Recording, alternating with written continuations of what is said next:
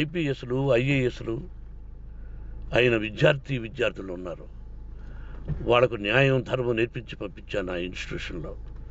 But they are perfect. కొంతమంది ఐపీఎస్లు ఐఏఎస్లు డీసీపీలు ఇలా చాలామంది ఉన్నారు. బట్ ఎక్కడెక్కడో పనిచేస్తున్నారు. వాడు నా బిడ్డలు, మరి వాళ్ళు కూడా పోలీసు ఉద్యోగస్తులే కదా, న్యాయంగా ఉన్నారు కదా. కానీ ఇక్కడ మాత్రం ఏకపక్ష నిర్ణయం ఏమి చేస్తున్నారో మీరే ప్రజలారా చూడండి, ఆలోచించండి.